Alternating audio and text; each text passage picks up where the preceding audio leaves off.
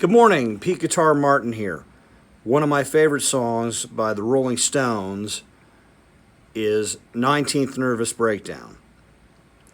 And we're going to go through a few different parts of that song. And I listened to the song carefully. I've been listening to the song since I was just a wee tyke, off an 8-track cassette of the Hot Rocks that my brother had. So I think I started listening to this and I don't know, probably somewhere between 1970 and 72 or something. I guess you can look at the album to see when it came out. But any rate, I just decided I would learn the song this morning, and I listened to it carefully. I think I figured out the parts fairly well. I watched a number of other YouTube videos, and I found that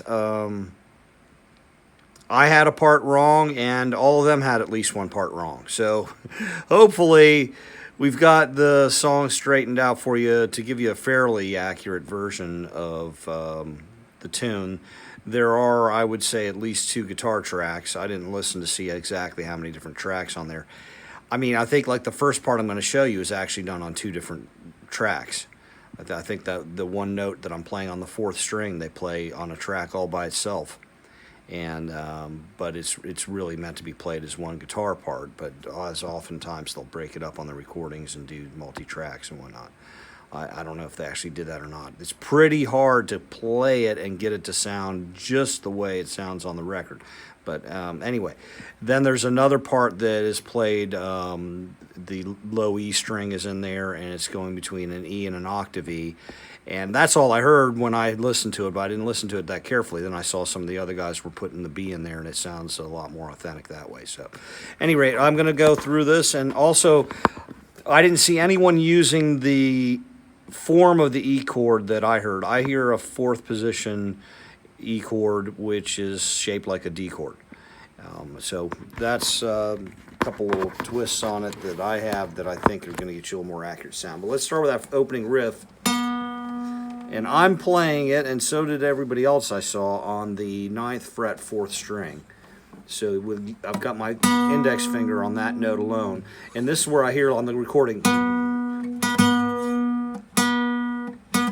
or something like that, just a single note. And the other part is, but it's meant to be played together, obviously, like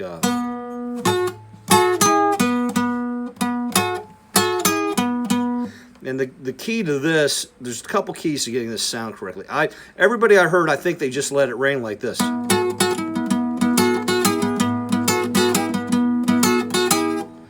And I'm wanting to separate it a little bit. Maybe I should listen to that again myself. But I'm going to be rocking my index finger so that I'm sometimes just playing this, and other times just playing the strings 2 and 3. So I'm using my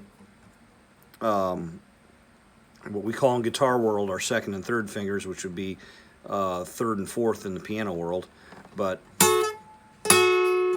And then I'm borrowing these 2 with the index finger. So, and you got to getting back to this bone do do do do do. See, because that's pretty quick between and these 2 strings and being back on that 4th string. Bone do do do do do do do do do do do boom ba ba.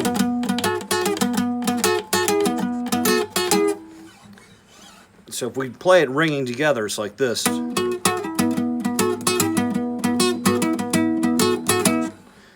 Or if I think it's more authentic sounding like this.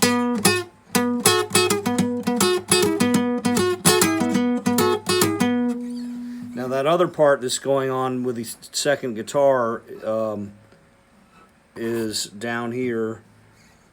Open E, then E, 4th string, 2nd fret, then B, 2nd string, 5th, boy, let's do that again. Open E, 6th string, then the octave above that, E, 4th string, 2nd fret, and then the B on the 2nd fret, 5th string. So it's E, B, E, E, E, E, B, So with that concept of when a note ends is as important as when a note begins, we're lifting our fingers to end the note at the right time.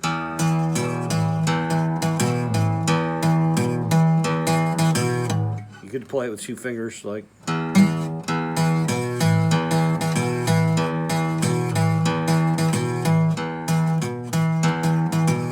If you're playing with one, you're double joining that. You're going back and forth between this joint.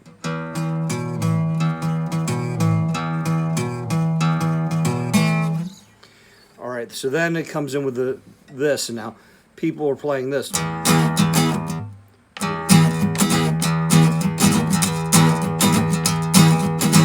I think it's played here.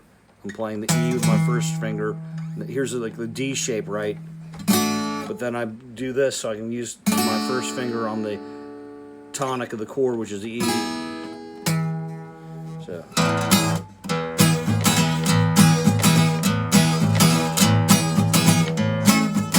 Then A, shaped like an F. Shaped like the first, this F. But on the 5th fret, A, E, C sharp, A, an open A string. Now, one of the guys was, I actually thumbs down him. I probably shouldn't have done that. But one of the guys was doing the rhythm part so bad that it was just, I'm like, don't play it that way. I'm going to get it wrong. But anyway, and I'm not sure I got it 100% right either. So, that anyways, it just goes. It's something like boom, bop, ba-da, boom, bop.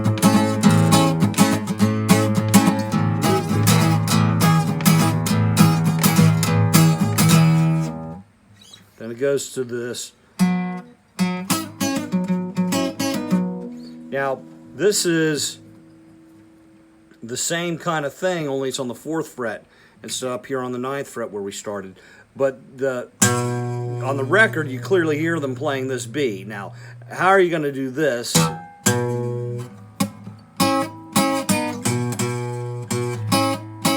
See, like I said, I think they did this whole thing on a different track on the record. And then over here it's well, let's see. No, it actually starts on A.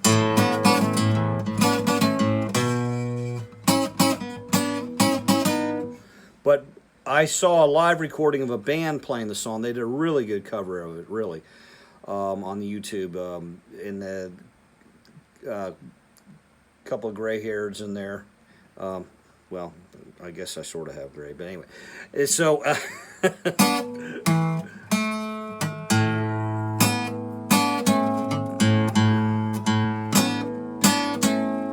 so he played it all like this. He just did this. Played the A there, and but it's actually on the record. You hear an open A and an open B, so there's overdubbing, you know.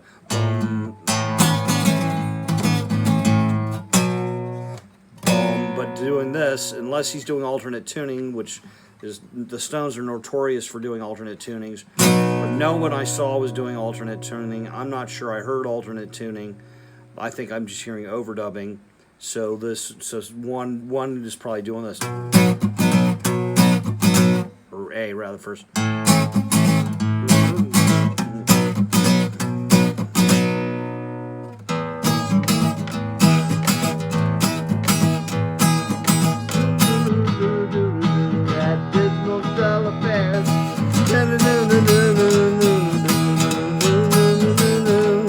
Your mother is $1 million tax, and sealing wax. Now you can tell I'm a guitar player when I sing songs like that.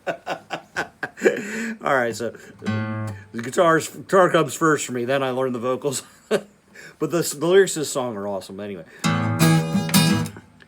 I'm the kind of person that dismal dull affairs.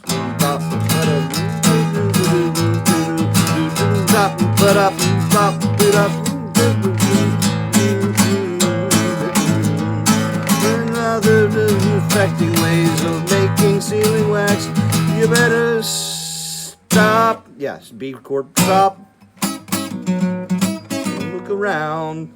Now this part, every single person got this wrong, and I did it wrong first time too. I did this like everybody else. Well, I'm hearing, and I'm hearing that where they're picking it, or and they're playing, but this is wrong. It's not. It's not those notes. It's not. It's this. Okay, it sounds a lot cooler that way. It starts on the 9th fret on the B note on the 4th string, and it's a glissando up to the C sharp note, which is 11th fret 4th string, and then it plays the E, which is 3rd string 9th fret, and it slides down a whole step to the D on 3rd string 7th fret. So it's not that hard, you know, but no one listened and got it correctly that I saw on the YouTubes. So this is my little contribution to the accuracy, as well as this form of the E chord instead of, and I'm sure they're probably doing it multiple ways with multi-track. So not that this is wrong, I just hear this as more predominant, that form, and that's what I choose to play. And it, you know, it sits better if I'm on, as opposed to, you see they're in the same sonic range there. So anyway, you know, those are all the different parts. I didn't get you the sequence of the song or anything, but and while that's playing, the other guitar part comes in and does this. So if you have some kind of you could do both parts, I suppose, if you have one of those live overdub machines, but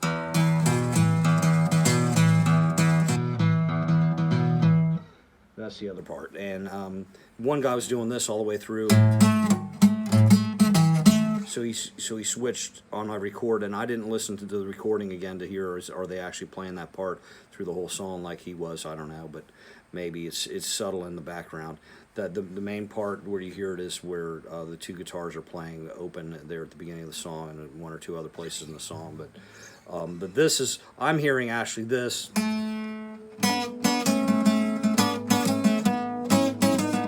Actually, it's this.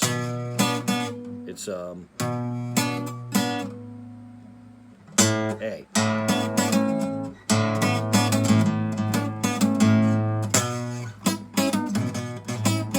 But you can't play that. So this sounded, on the live recording I heard, this sounded really effective where he's just doing this.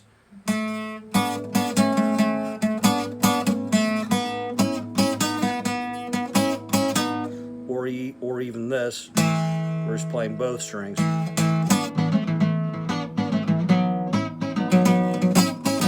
I'm not sure on the recording they're really playing the E and the F sharp at that point. I think they're just playing the A and the B on the 5th string, and you can play that on the 3rd string. So A.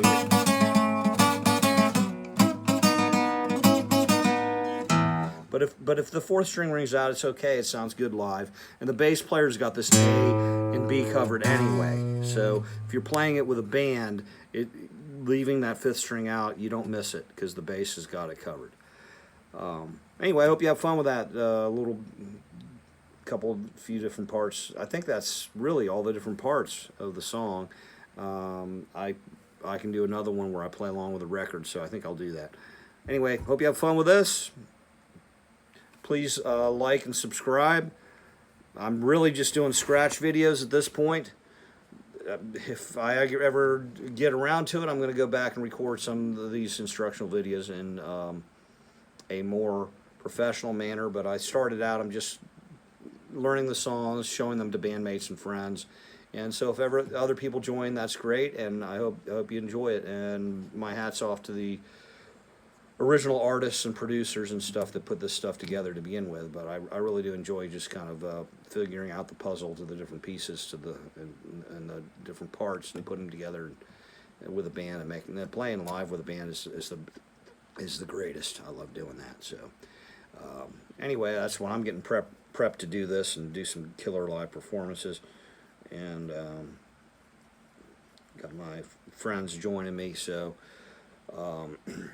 we got various bass players I've been working with. I hope I've got one right now that I'm hoping is going to stick with me. So I don't like switching around players, but anyway, getting them to stick with me, that's cool. So it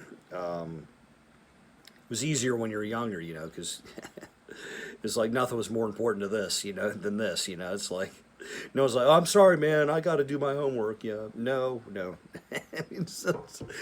mean, we figured out a way to get the homework done to satisfy the parents, but it's like this was the shit. All right, so I didn't have any problems with my buddies getting together and playing. They figured a way to get around the parental authority to get it done. Take care.